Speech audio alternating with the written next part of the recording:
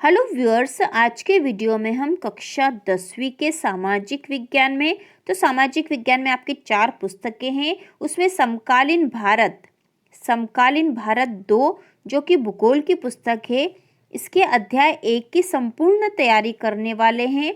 अध्याय 1 की संपूर्ण तैयारी संसाधन एवं विकास, इस अध्याय का नाम है। भूगोल का अध्याय 1 संसाधन एवं विकास।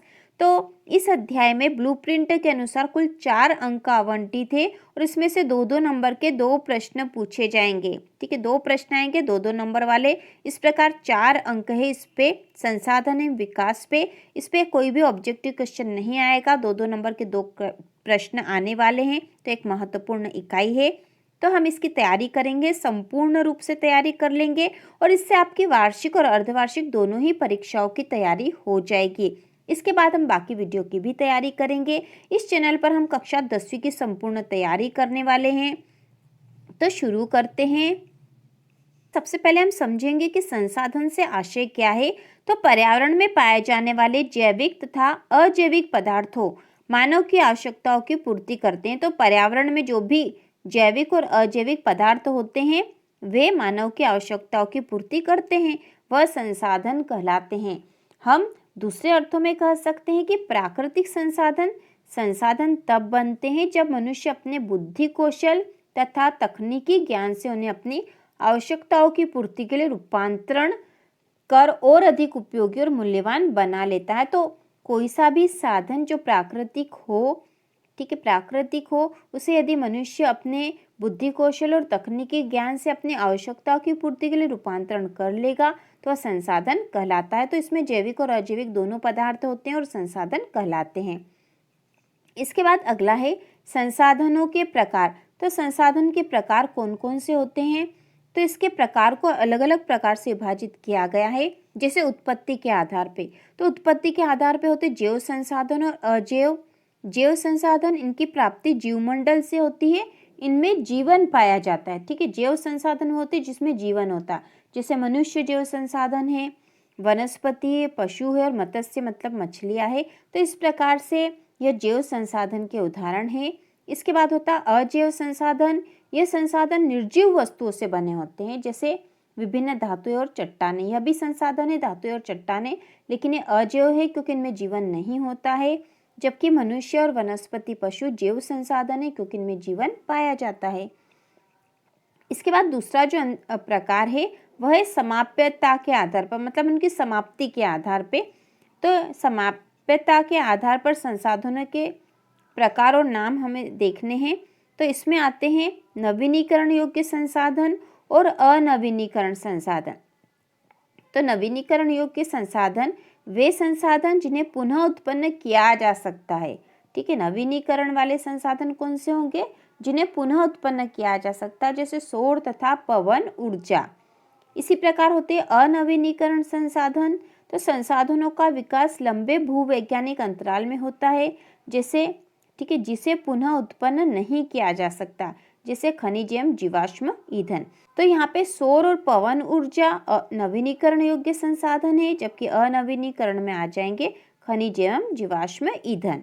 बाद अगला प्रकार है स्वामित्व के आधार पे। इसमें होते व्यक्तिगत संसाधन और सामुदायिक स्वामित्व वाले संसाधन।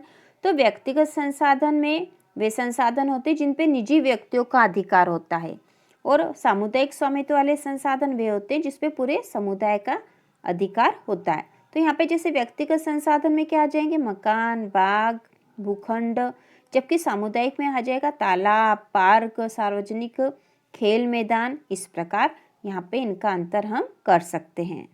इसके बाद जो अगला प्रश्न है, संसाधनों का अंधाधुंध उपयोग से उत्पन्न 2 समस्याएं लिखिए। तो इसका उत्तर है संसाधनों का अति दोहन से संसाधनों की कमी होगी। ठीक है, इसकी कमी हो जाएगी। और दूसरा है संसाधनों के अंधाधुंध शोषण से पर्यावरण संकट पैदा हो गया है, जैसे भूमंडलीय तापन, ओजोन परत का क्षरण, वायु प्रदूषण तथा भूमि का निम्नीकरण जैसी समस्याएं निर्मित होना। तो संसाधनों का अंधाधुंध उपयोग से जो 2 समस्या उत्पन्न हुई है वह है संसाधनों का अति दोहन से संसाधनों की कमी हो गई है, और इसके अंधाधुंध उपयोग से पर्यावरण संकट पैदा हो गया है। इसके अलावा भी समस्याएं हुई है, लेकिन हमें यहाँ 2 ही समस्याएं लिखनी है। इसके बाद अगला प्रश्न है, सतत पोषणीय विकास से क्या आशय है? सतत पोषणीय विकास से क्या आशय है? तो इसका उत्तर है पर्यावरण को बिना नुकसान पहुंचाए और वर्तमान विकास की प्रक्रिया भविष्य की पीढ़ियों की आवश्यकताओं की अवहेलना न करें। ठीक है, पर्यावरण को बिना नुकसान पहुंचाए। ठीक है, सतत पोषणीय विकास कैसा है? पर्यावरण को बिना नुकसान पहुंचाए होना। ठीक है, ऐसा विकास जो बिना पर्यावरण को नुकसान पहुंचाए हो और वर्तमान विकास की प्रक्रिया भविष्य की पीढ़ियों की आवश्यकताओं की अवहेलना न करे, मतलब भविष्य का भी वो ध्यान रखे। इसके बाद अगला है पृथ्वी सम्मेलन 1992। तो यह सम्मेलन ब्राजील के शहर रियो डी जेनेरो में प्रथम अंतर्राष्ट्रीय सम्मेलन हुआ था। इम्पोर्टेंट है, प्रथम अंतर्राष्ट्रीय पृथ्वी सम्मेलन कब हुआ था? 1992 में ब्राजील के रियो डी जेनेरो शहर में हुआ था। और इसका उद्देश्य क्या था? तो इसका उद्देश्य था पर्यावरण संरक्षण, सामाजिक आर्थिक विकास की समस्याओं का हल ढूंढना। ठीक है, इसका उद्देश्य था, एक तो पहला उद्देश्य था पर्यावरण संरक्षण और दूसरा सामाजिक और आर्थिक विकास की समस्याओं का हल ढूंढना। ये दो इसके उद्देश्य थे। इसके बाद अगला प्रश्न है, एजेंडा 21 क्या है? एजेंडा 21 क्या है? तो इसका उत्तर होगा, इसका उद्देश्य भूमंडलीय सतत पोषणीय विकास हासिल करना है। ठीक है, एजेंडा 21 का उद्देश्य है भूमंडलीय सतत पोषणीय विकास हासिल करना है। और दूसरा है विश्व सहयोग के द्वारा पर्यावरणीय नुकसान और गरीबी और रोगों से निपटना है। विश्व सहयोग के द्वारा पर्यावरणीय नुकसान और गरीबी और रोगों से निपटना है। तो ये दो उद्देश्य हैं एजेंडा 21 के। इसके बाद अगला प्रश्न है, संसाधनों का संरक्षण के दो उपाय लिखे। ठीक है, संसाधनों का संरक्षण कैसे किया जाए, इसके दो उपाय हमें बताने हैं। तो यह होंगे, पहला है भविष्य में आने वाली पीढ़ियों के लिए संसाधन बचे रहें। संसाधनों के संरक्षण के उपाय हैं, भविष्य में आने वाली पीढ़ियों के लिए संसाधन बचे रहें। दूसरा है समाप्त होने वाले संसाधनों के नए विकल्पों का पता लगाया जाए और संसाधनों को नियोजित तरीके से उपयोग किया जाए। ठीक है, ये दो मुख्य हैं। समाप्त होने वाले संसाधनों के नए विकल्पों का पता लगाया जाए, मतलब जो संसाधन समाप्त हो रहे हैं तो हम विकल्प खोजें कि उसके स्थान पर और हम क्या क्या प्रयोग कर सकते हैं। और दूसरा, संसाधनों को नियोजित तरीके से उपयोग किया जाए। और एक और जो इसका है, विकास की अंधाधुंध दौड़ से बचा जाए। ठीक है, इसके बाद अगला प्रश्न है, सतत पोषणीय विकास से क्या आशय है? सतत पोषणीय विकास से क्या आशय है? तो इसका उत्तर है पर्यावरण को बिना नुकसान पहुंचाए। ठीक है, बिना नुकसान पहुंचाए होना और वर्तमान विकास की प्रक्रिया भविष्य की पीढ़ियों की आवश्यकताओं की अवहेलना न करे। इसके बाद अगला प्रश्न है, भूमि निम्नीकरण के कोई दो उपाय लिखिए। भूमि निम्नीकरण के उपाय, तो इसका उत्तर है वनारोपण और चरागाहों का उचित प्रबंधन। वनारोपण और चरागाहों का उचित प्रबंधन। और दूसरा है पशु चारण नियंत्रण। ठीक है, पशुओं को चरने पर नियंत्रण होना चाहिए। और दूसरा है वनारोपण और चरागाहों का उचित प्रबंधन होना चाहिए। बाद अगला प्रश्न है, जलोढ़ मृदा की विशेषताएं लिखिए। तो इसकी दो विशेषताएं हम याद करेंगे। ठीक है, इसमें हम लिखेंगे सिंधु, गंगा और ब्रह्मपुत्र नदियों के द्वारा निर्माण होता है। सिंधु, गंगा और ब्रह्मपुत्र नदियों के द्वारा निर्माण होता है। और दूसरी विशेषता, यह अधिक उपजाऊ होती है और चावल गेहूं के लिए उपयुक्त है। तो हम दो ही विशेषता इसकी याद करेंगे। इसके बाद अगला है, काली मृदा की कोई दो विशेषताएं लिखिए। काली मृदा की दो विशेषताएं, मृदा मतलब मिट्टी होता है। तो काली मृदा की दो विशेषताएं हैं, कपास की कृषि के लिए उपयुक्त है। कपास की कृषि के लिए उपयुक्त है काली मृदा। और दूसरा, कैल्शियम कार्बोनेट, मैग्नीशियम, पोटाश और चूना के तत्व पाए जाते हैं।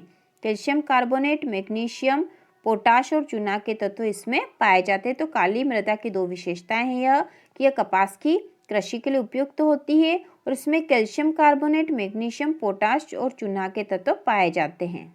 इसके बाद अगला है, लेटेराइट मृदा की कोई दो विशेषताएं लिखिए। तो लेटेराइट मृदा की विशेषता है, यह मृदा अम्लीय प्रकृति की होती है। यह मृदा अम्लीय प्रकृति की होती है। और दूसरी है, यह मृदा अधिक तापमान, अधिक वर्षा वाले क्षेत्रों में इसका निर्माण होता है। ठीक है, यह मृदा अधिक तापमान, अधिक वर्षा वाले क्षेत्रों में इसका निर्माण होता है। तो यह लेटेराइट मृदा की विशेषताएं हैं। इसके बाद हम मरुस्थलीय मृदा की विशेषताएं देख लेंगे। तो मरुस्थलीय मृदा, इस मृदा का रंग लाल भूरा होता है। इस मृदा का रंग लाल भूरा होता है और दूसरा यह रेतीली और लवणीय होती है। ठीक है, रेतीली और लवणीय होती तो बहुत आसान है। मरुस्थलीय मृदा की विशेषता है, इसका रंग लाल भूरा होता है और ये रेतीली और लवणीय होती है। इसके बाद अगला प्रश्न है, मृदा अपरदन किसे कहते हैं? मृदा अपरदन किसे कहते हैं? तो इसका उत्तर है मृदा के कटाव और उसके बहाव की प्रक्रिया को मृदा अपरदन कहा जाता है। मृदा के कटाव और उसके बहाव की प्रक्रिया को मृदा अपरदन कहा जाता है।